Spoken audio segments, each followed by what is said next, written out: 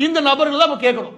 இரண்டாவது என்ன அப்படின்னா, ஃப்ரெண்ட்ஸ் முதலமைச்சராக வந்ததுமே நம்ம அண்ணன் விஜய் பாருங்க ஃப்ரெண்ட்ஸ், அவர் வெள்ளை அறிக்கையை சப்மிட் பண்ண போறேன் அப்படின்னு சொல்லிட்டார் ஃப்ரெண்ட்ஸ். வரலாற்றிலே முதல் முறையாக ஃப்ரெண்ட்ஸ் முதலமைச்சர் ஒருத்தர் வெள்ளை அறிக்கை தாக்கல் பண்ண போறார் ஃப்ரெண்ட்ஸ் அப்படின்னு சொல்லி பரப்பியிருக்காங்க. நல்லா கேட்டுருவேன். ஒவ்வொரு முறையுமே இந்த இருக்குல்லையா, இதெல்லாம் 2021 பிடிஆர் பழனிவேல் தியாகராஜன் வந்தப்ப சப்மிட் பண்ண வெள்ளை அறிக்கை, அப்ப வெளியிட்ட வெள்ளை அறிக்கை.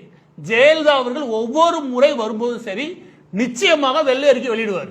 இது ஒவ்வொரு எந்த அரசு எவன் வந்தாலும் சரி ஃபர்ஸ்ட் வெள்ளை அறிக்கை வெளியிடுறது அவசியம். அது ஒரு மரபாவே இருக்கு. அந்த மரபு என்ன அப்படின்னா, நான் வரும்போது கஜானா இந்த நிலைமையில இருந்துச்சு சொல்லுவாங்க. இவர் வந்துதான் சொல்றான்னு ஆன்லைன்ல பரப்புறாங்க. எல்லாரும் ஃப்ரெண்ட்ஸ் அண்ணன் பரப்பிருக்காங்க. இதுதான் நான் சொல்றேன் இந்த பசங்கள்ட்ட இருக்கிற பிரச்சனையே. அதாவது பொய் 100 இல்ல 200 பரப்புறான், இல்ல 2000 பரப்புறானுங்க இந்த ரூட் மீடியா வச்சு. அந்த 2000த்துல ஒரு 20 பிக்கப் ஆனா கூட நீங்களே சந்தோஷம் தான். அப்ப இது பொய்ன்றத சொல்றோம் இல்லையா, அந்த பொய்ன்றத கேட்கிற அறிவு கூட கிடையாது. ஏன்னா ரசிகர் மனப்பான்மை, எதை வேணாலும் பரப்புவோம் அப்படின்னு பரப்பி இருக்காங்க. இந்த தேர்தலை இந்த மாதிரி போய் முடிஞ்சிச்சு.